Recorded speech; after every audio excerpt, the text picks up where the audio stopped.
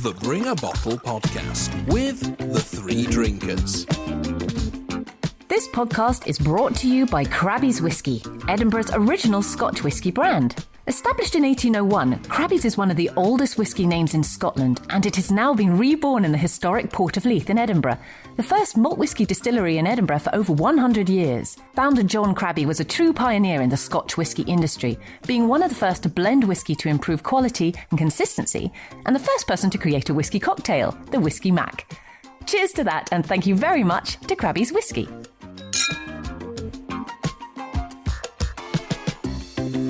Hello and welcome back to the Bring a Bottle podcast, your one-stop shop for drinkspiration and discovery. I'm Adi Smith. I'm Helena Nicklin. And I'm Colin Hampton-White. We're a trio of TV presenters, drinks writers, and generally just love exploring what goes in the glass, which is why we decided to create this podcast.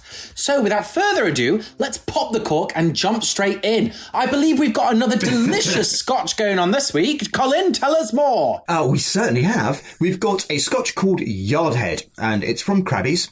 It is a Highland whisky, single malt, no age statement, which I think is a fascinating thing to be able to talk about, actually. The whole idea of age statements. Should it be 12-year-old, 15-year-old, blah-de-blah? And my honest answer is no. They do different things, but we can come to that later.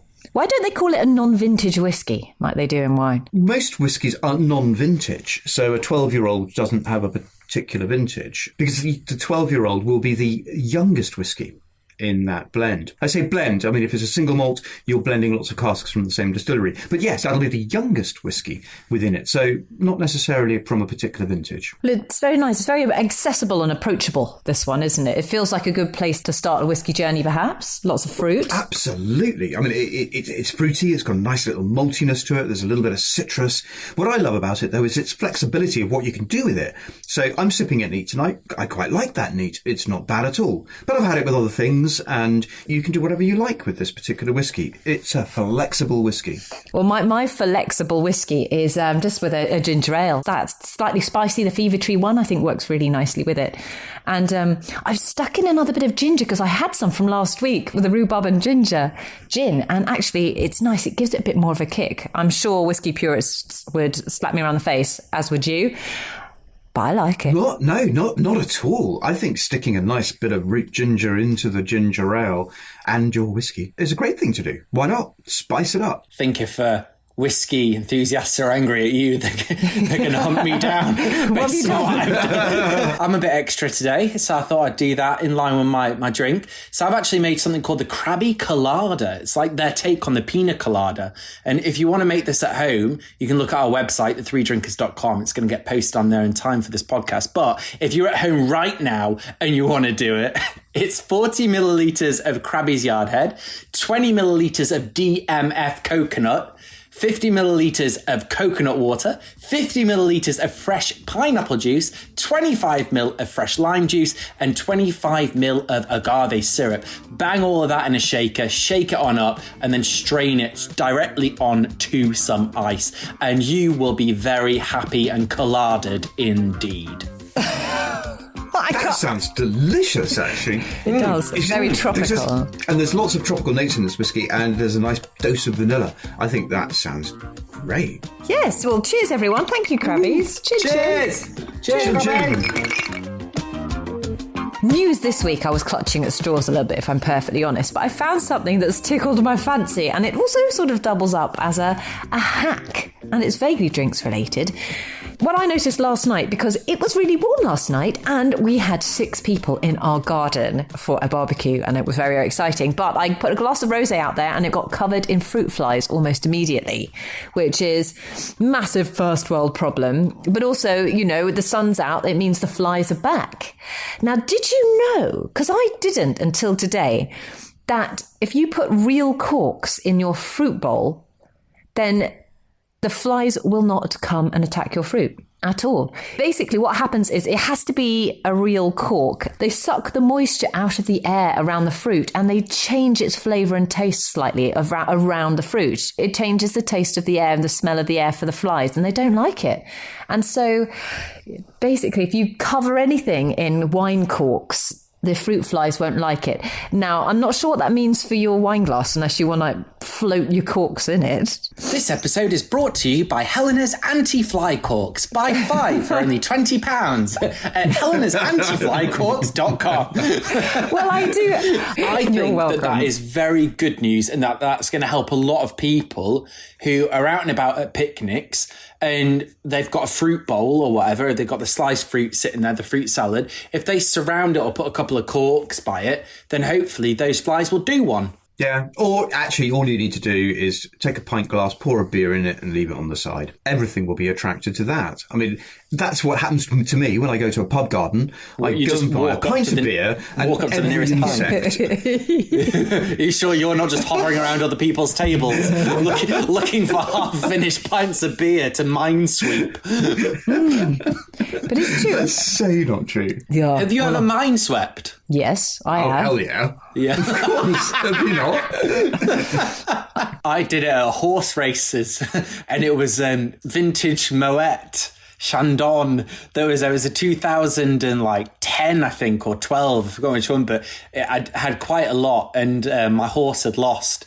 And we were in like the fancy area. So I just went around drinking everyone's champagne. What, out of their glasses or out of the bottles? I will not comment. Oh, no! Oh, he went for the bottle. Yeah. The glass, I was going to say. But, no, I must say, I did it once where I found myself in Hong Kong over New Year by myself. It's a very long story. By mistake. I went to Hong Kong by mistake. Sorry, by mistake. By myself. And on my way, I know. It sounds weird. And I was put in touch. Basically, someone stood me up and put me in touch with some of their friends who I hadn't met before, who very kindly took me out. And we just sort of went checking things out around Hong Kong at New Year, and some very weird shit happened. Like, we went for some food and like a marching band just walked through the whole restaurant and disappeared, and no one batted an eyelid. But then after that, we found a place where there had been a party and everyone had gone. But on the tables were unfinished glasses and bottles of Dom Perignon, of Petrus, of Chateau Margaux, of DRC, the most incredible wines that people they'd obviously ordered them because they look good and then just didn't really like them, so didn't drink them. So there we were. Jeez, that sounds like a Hunter S. Thompson film in one go. I know. It was bizarre. It's bizarre. My minesweeping story, actually, my parents had a cocktail party the night before, and I was about 3 years old, and they had a very low cocktail table. And I got up early in the morning and wandered downstairs, and they found me giggling on my back at around about, I don't know, 8 a.m. That explains a lot. I bet Caroline still finds you on your back giggling at 3 a.m. by the gin trolley. She does. In a nappy, sorry, no.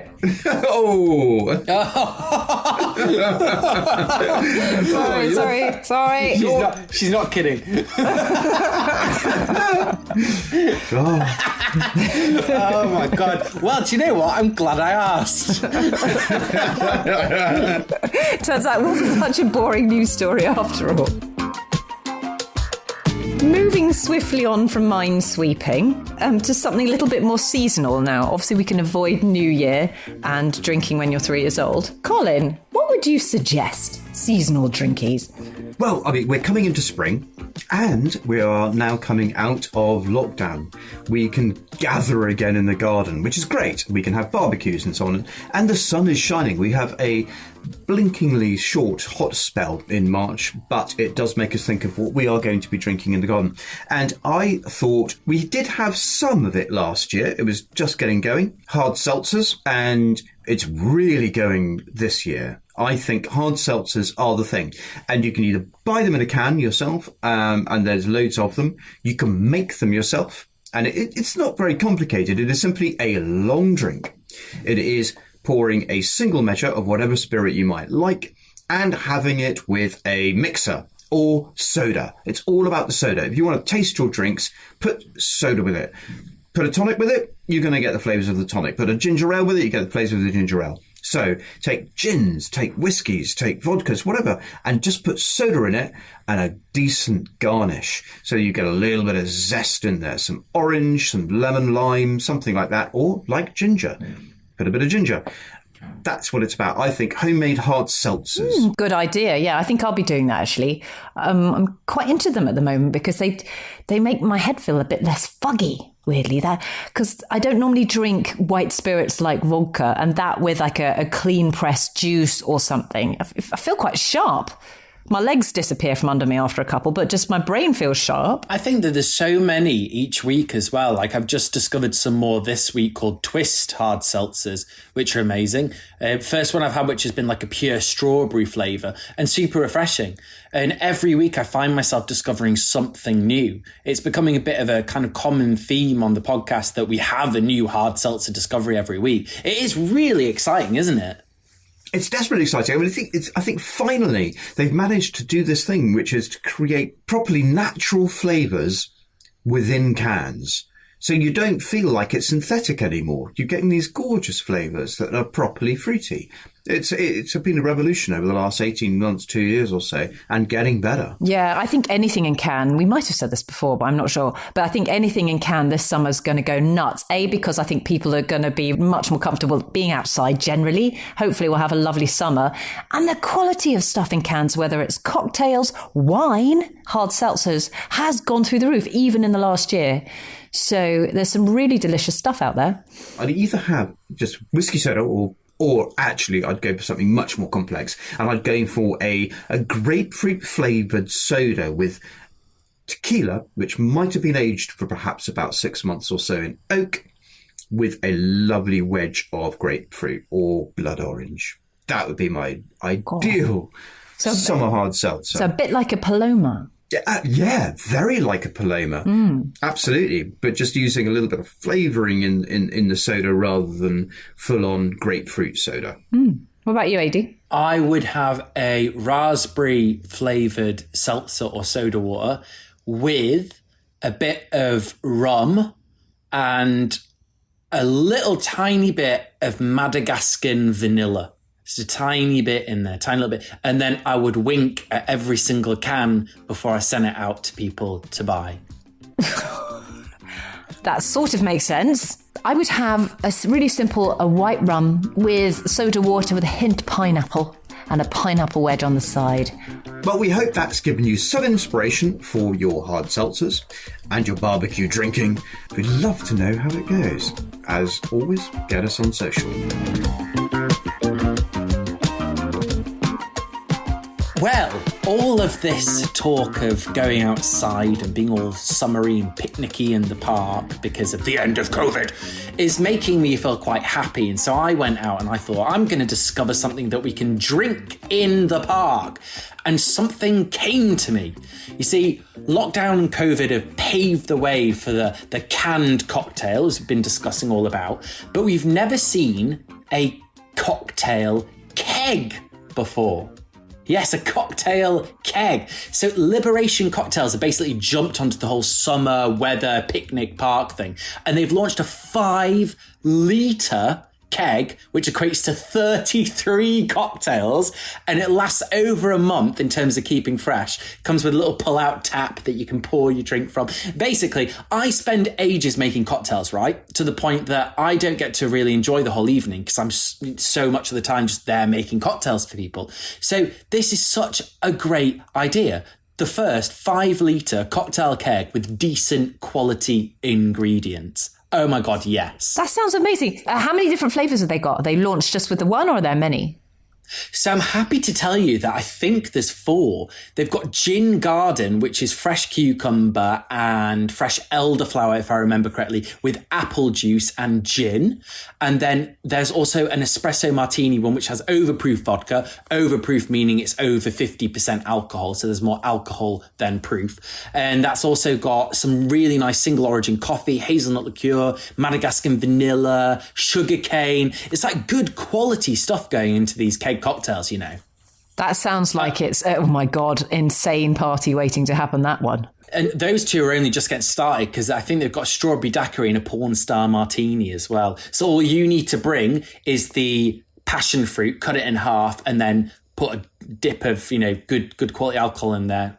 That makes me think at some point in the next couple of weeks, I think we should do something on the best cocktails to batch make yourself for when you're having a party. What's some really simple cocktails that are easy to scale up? Because not all of them are they? Well, there you go. If you want to get your hands on a 5-litre keg of cocktails, you can head on over to Liberation Cocktails. And I believe they're £99 a keg for 33 cocktails, which is pretty bloody good considering it lasts for over a month. Yeah, that's not bad, actually. That wouldn't last a month in my house. Of course not. It would last 24 hours with the partridge or the pheasant. Now, don't look at me funny when I show you this.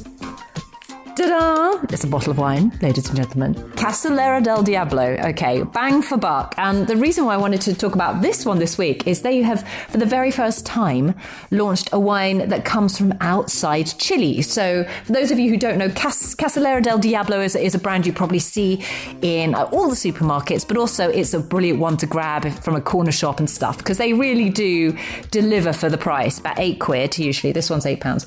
Owned by Conchi Toro in Chile. But this one is 100% Tempranillo from Cariñena in Spain. Now, we've talked about Cariñena before. We have.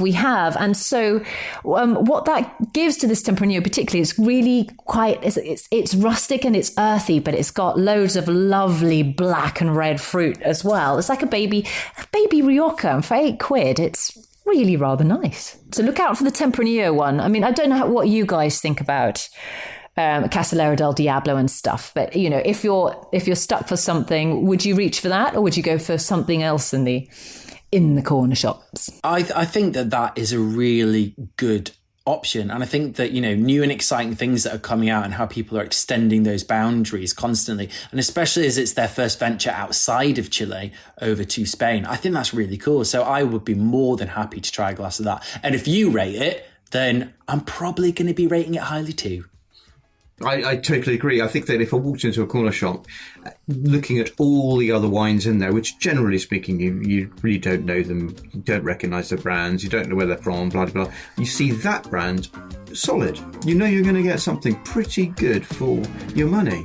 Yeah. So, absolutely, I'd go for that. Right then, well, it's time for Mailbag! Hey guys, it's Laura here. I loved your suggestion to watch the film Bottle Shop the other week. It was an amazing film. I'm keen to watch more movies about wine. Any other good recommendations? Oh, have we got any more suggestions? Where do we start, guys? I suppose one could get sort of geeky, if you want really geeky wine, there's A Year in Burgundy, which is particularly good. But then also, there's that amazing film Sideways, which was a massive hit, and had some incredible actors in it. And was fairly disparaging about certain grape varieties like Merlot, which we know are now delicious. But go watch Sideways. Yeah, I mean, that's what you want if you really want a bit of California as well, those balmy vineyard evening nights, and just what it means to love wine without it being rammed down your throat. I saw something recently that blew me away. It was called Uncorked, and it's an American film. What's amazing is it's a black cast, and you just don't see that in the wine trade at all. But it was a brilliant story about this guy who wants to be a sommelier, but his family want him to take over the family barbecue restaurant business. And they do brilliant parallels between fine wine and fine food. And it's just brilliantly done. And he starts the whole thing with a analogy, which I loved. You know, he sells this girl who becomes his girlfriend a bottle of wine by comparing different grape varieties to different styles of music. And I'm like, oh my God, I love this. So Uncorked is my top choice. That was a phenomenal movie, and I think it spoke truth to the prejudice that black people face within the wine industry as well. It kind of started or contributed ongoingly to a conversation that has needed to be had for a very long time, and opened the door to that conversation. So I think that is a fantastic choice, and I would implore people to go and watch that movie, definitely. I haven't seen it, and I'd love to go and watch that. It's a really good movie. All right, mine's going more on like the well-known acting cast, and a lot of people, funnily enough, haven't watched this movie. It's a Ridley Scott movie, so it's, you know, good producer who people know quite a lot. But it's called A Good Year, and it's got Russell Crowe in it, of all people. Russell Crowe in a movie about wine. And the synopsis is basically he's a British investment broker. His uncle dies, and he inherits his chateau over in France. But it's just got a wonderful storyline wrapped up in it. So if you want a bit of a heartwarming tale, then A Good Year by Ridley Scott. Very good. My God, it's a real guilty pleasure film of mine because it's so cheesy, but it does for Provence what Sideways does for Santa Barbara and California. You know, you want to go and buy the chateau out there. It just looks sumptuous and fabulous. And it's Marion Cotillard, who's a fabulous actress as well. Very sexy, yes. And do you know what? Bonus one for anyone who's watching who isn't necessarily into wine, but more on the whiskey side. Angel's Share. That was a good movie for whiskey people. There you go. I've also heard this fantastic, it's actually a TV series on Amazon about whiskey. It's called The Three Drinkers Do Scotch Whiskey. And it's just terrible. It's terrible. I watched it. It's awful. That's just odd name. No, it is not name. What were we thinking? But anyway, it's still there. It's still there, people. You can still watch it.